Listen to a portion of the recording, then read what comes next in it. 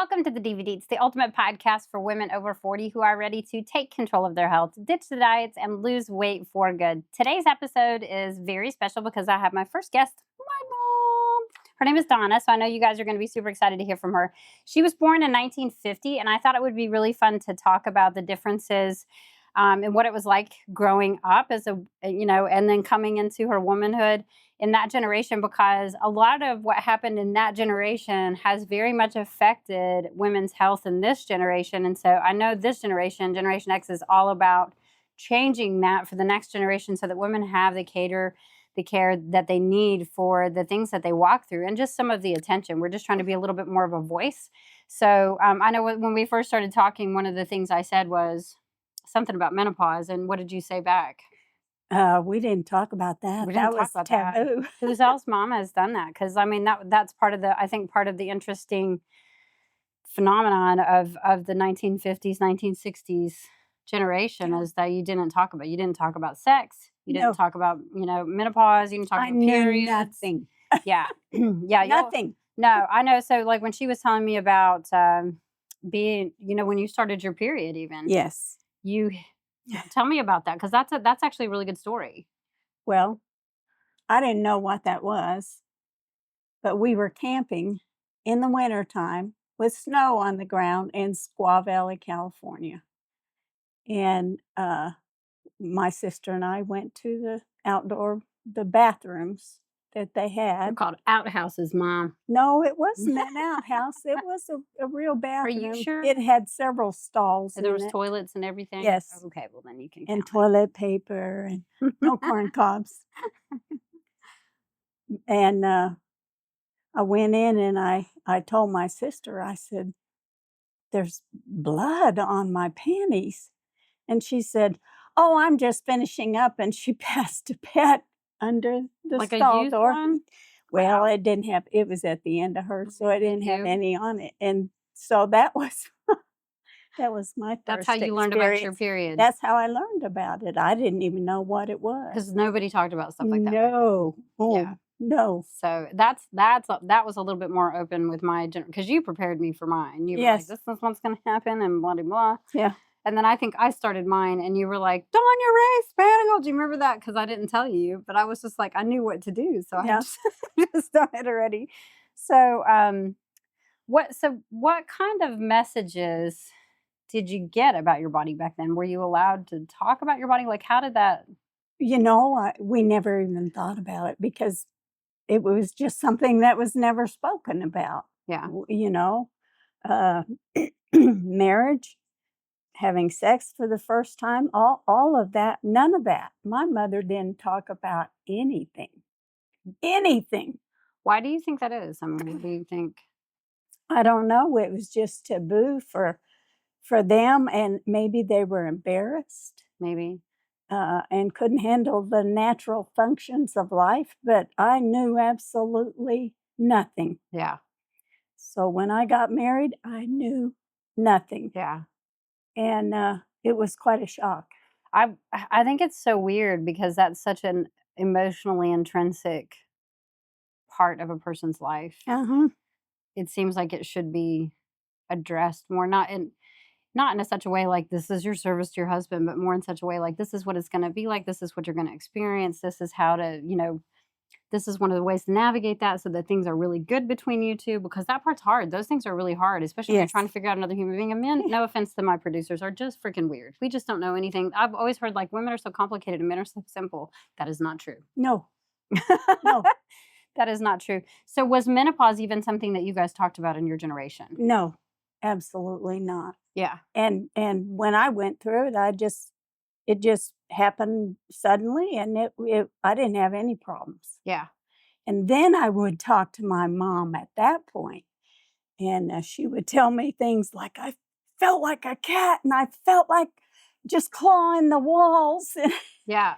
And I never had any of that. It Yeah. was totally different. I didn't even hardly know I went through it. Which is funny because I can tell you exactly when you went through it. Yeah.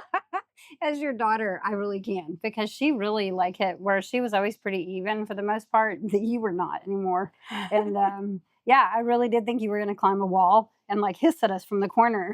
And I was like, "No," but so, like, from your side, it wasn't too traumatic, but from my side, I was like, "What the hell is happening to my mother? I don't even know what's At going least it on." didn't last very long. So, no, it didn't. Yours was, like, not super Mine was easy. yeah, well, and it's always easy when you're done with it, right? When you're in the throes of it, it's always a little bit more challenging no matter what it is, but, from my perspective, it was probably about an 8-year period that you were walking through that.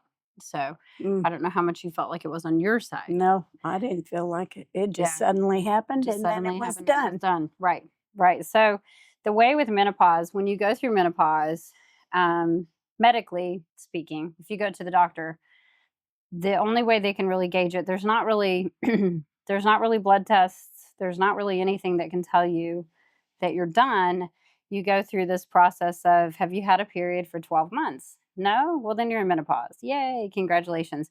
So then if you start a period in the 13th month, that countdown starts over. So there's no real science to it to this day. There's not like a real Mhm. science to it. There's not a whole lot of answers. The answer that I got was, it's just a season. You just walk. You just walk through, you just walk it out. So not a whole lot of help from the medical industry. I think I got more help from retired doctors that really wanted to specialize in menopause, because not a lot of doctors do Mhm. specialize in menopause. And so um, I think that do you feel like that you had a weight gain during menopause? Was that something that happened I during don't that time? I don't recall. You I don't don't recall? recall. Mm-mm. Because you've struggled with your weight off and on your whole life, for at least my from No, my yeah, since Alicia, yeah. since my last And baby. how old were you when you had her? I was, just before I turned 40. Yeah, so kind of that perimenopause, menopausal age. Mhm. So, so that explains a lot of that. So, and Alicia's the youngest of 5. So, and she's how old is Alicia now? 35, 36, 35. 35. Yeah. So none of us are young anymore. She looks young though. She really does. Um, what was it like being like by the time you hit college, because you did go to college, Yes. what was that like in regard to, women just didn't talk about anything, or did you guys talk to each other? No. No, that was just No. frowned upon. Yeah. No, we didn't. Uh, you'd hear things like, "Oh, she's on her period. That's why she's so grumpy." Gotcha. And, but I never had issues with it. Yeah. And, so I'd think, "What are they talking about?" Yeah. You know? But, I was just very fortunate. Yeah. Yeah. I Which was is good. real healthy and Yeah. went through it fine. Yeah. What about raising kids? Let's talk about raising kids, because there's 5 of us, like you said, and I'm the second oldest. Mhm. um, How did you balance everything? Did you feel like you balanced everything, or did you feel like you were surviving? What was being a parent like? I I actually was a very organized person. Mhm. That's why we were never, ever late Mhm. to anything. We were always a little bit early because I was extremely organized, and in my mind, I had everything down, exactly when, what, where, how, and that's just the way I thought. Mhm. That's the way I was. So, it was no big deal to me. The Mhm. more the merrier, although toward the last, I was real tired. Yeah. Toward the last one, I was tired. And, however, I nursed her for 4 years. Mhm. She would have nursed till she was in college. Yes. I remember one day she came home from kindergarten and she said, "Oh, I had such a rough day today. I sure wish I still nursed." I hope she hears this. That's funny right there. Um, yeah. So did you feel like you were a stay at home mom primarily? You did work for some of my childhood, because Yes, I you did were a work. hairdresser. I did work. Mhm, some. I don't remember you doing something else, but were you I did a lot of different things. just little things like Yeah. little businesses on Tupperware and stuff like that? Yeah. Mary Kay, yeah, stuff like that. Which there's no shame in any of that either. No, and I did a lot of data processing work that's right. because I Mhm. was a key punch operator, and Mhm. they were kinda hard to find. Yeah, yeah, And I had done that since I was 16. yeah. So I was really good at it, proficient at it. So, well, I mean, no doubt, no doubt you were. Do you feel like moving into having adult children, what was the transition like for you? Because it's totally different, but Yes, it still requires a lot of mental energy, but it's yes. totally different. Well, it took some adjusting, Yeah. but it was nice, although you kept calling me. What do I do about this? What do I do? When you had Leah and, Having that first baby is wildly frightening. You have yes, the realization that you're supposed to keep it alive is yeah, really very a lot of there's a lot of weight and you attached were to that. young, Yeah, so Leah has called me a lot for stuff like that too. right. Yeah. So, that was an adjustment, but it from, parenthood into grandparenthood Mhm. is a good transition. It really is, as you now know. As I now know, because I have got my grandma. I like being a badass grandma. That's what I am, Yes. badass grandma. And you can always give them back when things get tough, you Right. know? Right. So, um, but being a parent and your kids get older, it's for me, it was real emotional and real hard when they left home. I put on a good front, so they didn't know, Mhm. but I cried when they were gone. It's a grieving process. Yes, it is. It's It's the end like of an era. losing a child. Mhm. It's the death of a childhood. It Yes. really is. Yeah. And so it makes it very difficult, but, you get through it. You do. You get through everything, and you always keep your head up and say, I know there's a light at the end of this tunnel." Sometimes it's just a pinpoint light that Yeah. you have to look for, Right. but always I have always looked for that pinpoint because I've been through some really rough times. You have been through some doozies of times. And, that pinpoint was always there. Sometimes you had to look real hard for it. Yeah. But then you just start moving toward the light, and when you get there, everything's fine. Mhm. But, it's tough. It is. It is. But with all the kids, that I had growing up, as they grew up, then you go through the empty nest, Mhm. and that's really hard. That's really an adjustment, and, before the last one, and all of you were gone, um, and Alicia was only 12, that's when her father died of cancer. Mhm. So then after that, you were doing everything by yourself. Mhm. I had to work full time and finish raising her, and I had to work a lot of overtime in Mhm. order to support us, Yeah. in order to keep a car and a house and food, And all the rest of us were gone by and you then. were all All of gone. the rest of us had moved out. So it was really, really hard, Yeah. and I wasn't able to give her the attention that being a child, losing a father, she needed extra Mhm. attention, and Mhm. I wasn't able to be there for her because I had to be at work Yeah. in order for us to have a roof over our head. So we went through some really difficult times, as you know, Mhm. Mhm. and I wasn't really aware of a lot of things that were happening because I was so busy. Well, what would you say to encourage a single mom that's walking through having to go back through, working full time and, because we do, even not working full time, I've always been like I've been an entrepreneur I was pretty much born an entrepreneur. Yes, you were. You were. I can vouch So, for that. but I've always made my hours work around my kids.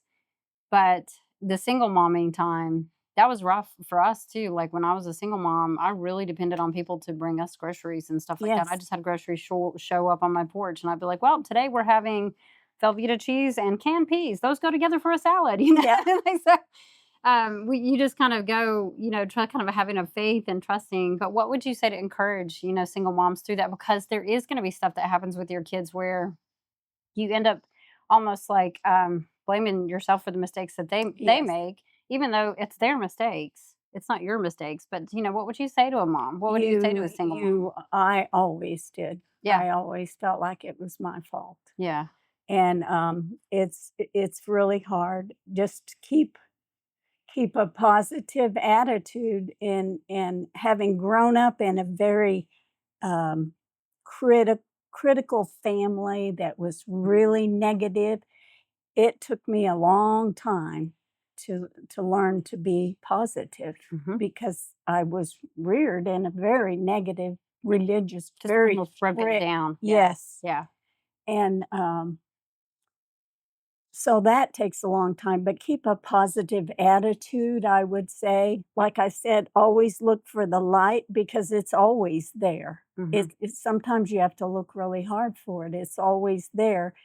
And I would say also take time for one another. Your whatever children you have, you make sure and take time out each day for them Mhm.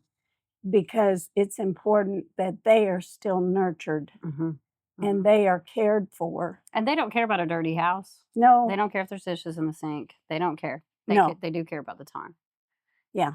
So, So, and I was always so particular. mhm. I had to have all those other things, all those other ducks in a row, Mhm. so it made it hard.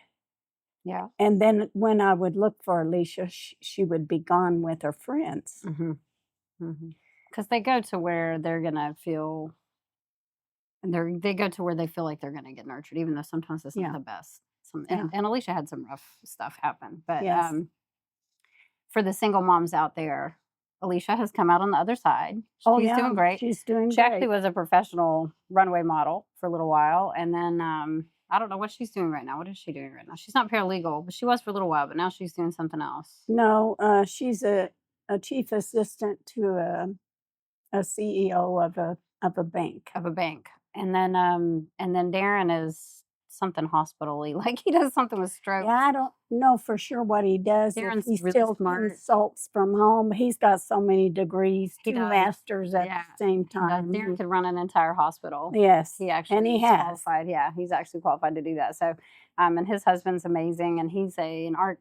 He's a Graphics graphic designer. design. Yeah, golly, I'm so glad you're here. My menopause brain is strong today. So, Uh, but and then Chris owns a plumbing company and a construction company.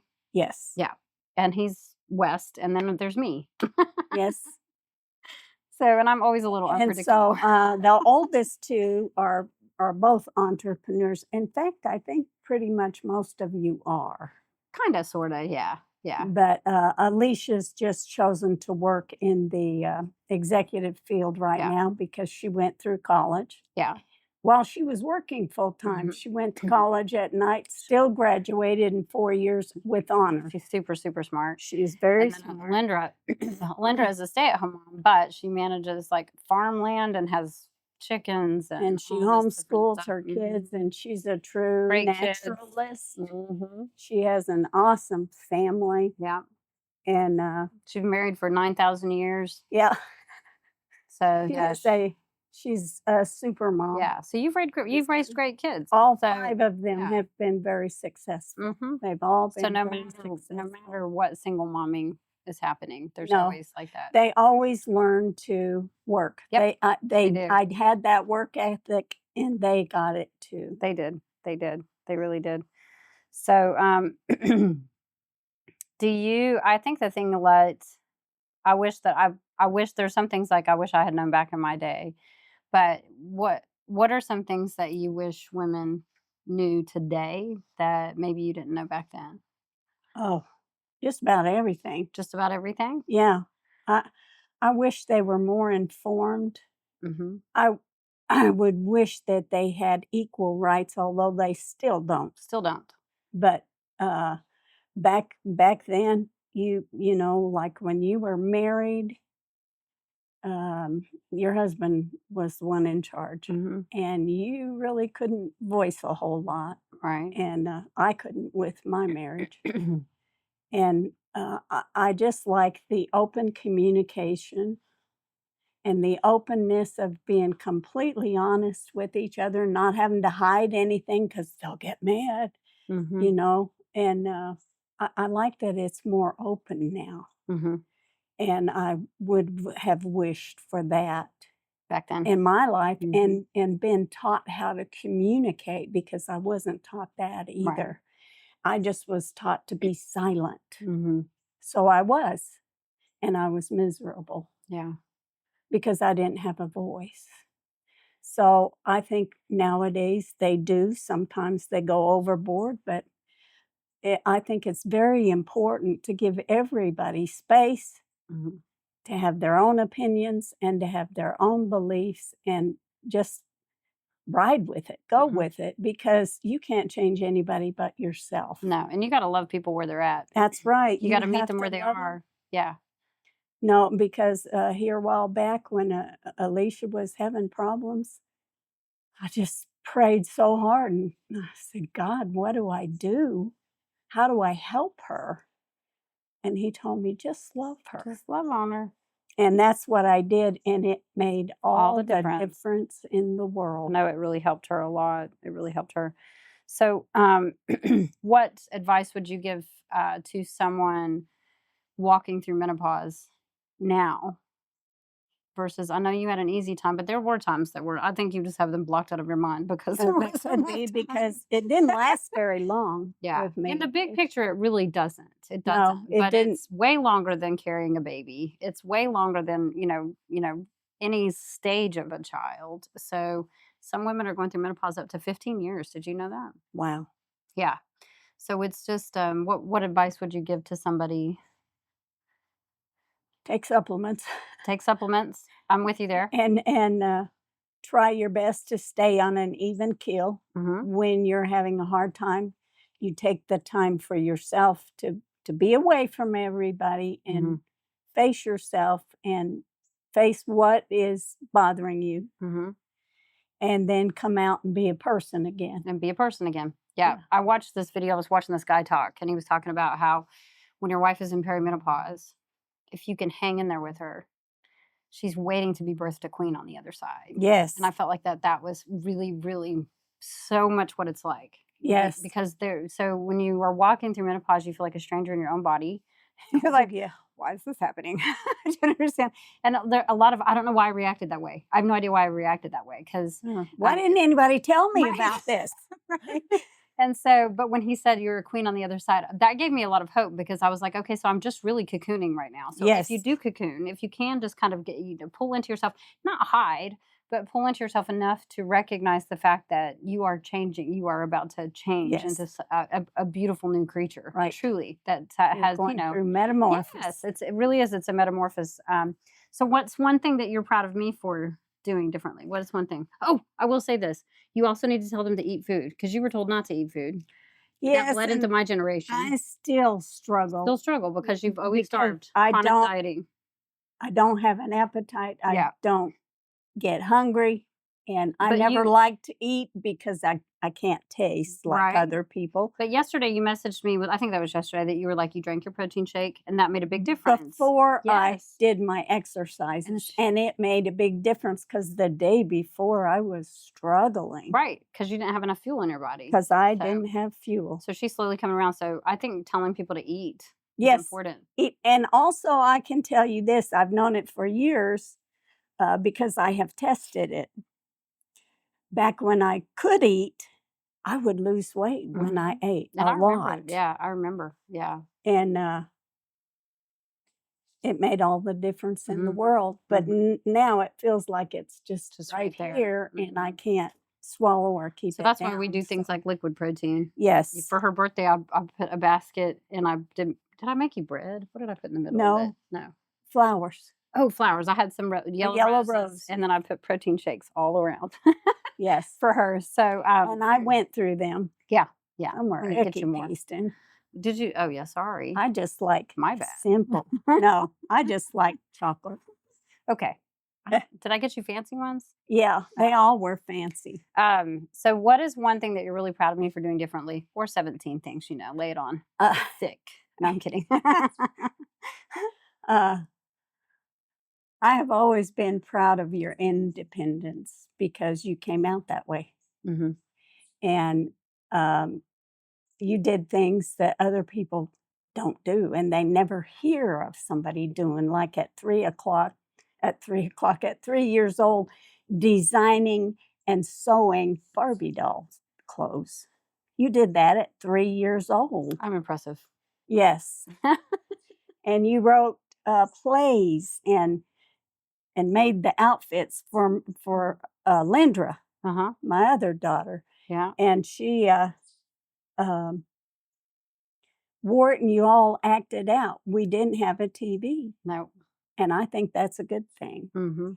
And So I constantly created. you constantly created and had a show for me almost every single night. Mm-hmm. And everybody in the family I was in charge. I was the producer, the director, and everybody in the family was the actors. Yes. So, and they all played a part. And we'd get out the record player, put the music on, and you guys would act. Yep. And we've been doing that since you were little. I know it. I know it. And so I'm very proud of the fact that you took that and made something of it, and that you actually lived what you like to do. And that just filled my heart that you were able to do that, because you're so creative. Yeah. And then with your children, the way you have been with your children is very impressive, because you've talked to them. And you have such a common sense way of putting things. You've always been a great writer, and you put words together very well. And just the communication skills that you have are phenomenal. When they work, they're great. But yeah, I'm just very proud of everything that you you. have done. And you're very successful, and I always knew you would be. Yeah. Even when you had your times of doubt, calling and crying on the phone, which you didn't do very much. No, it's usually a total catastrophe. Yeah. Yeah. A marriage ending or a child very, very sick. Yeah. So, yeah, you're the like, Mom. So, yeah. So, and I'm glad I could always be there to comfort you. I'm thankful that you do answer Even the try phone. to kill your spiders. So, I kill my spiders. I used to be terrified of spiders, and she would call her, and she would have to come in. A long way. Yeah, it was like a 45-minute drive for her to come and kill him. So, anyways, I have a present for you that Brian's going to bring it, or Aiden, or somebody is going to bring over here to you, that I got while I was in Canada. Oh, my. And so, anyways, I saw it in the window there, and so just open it.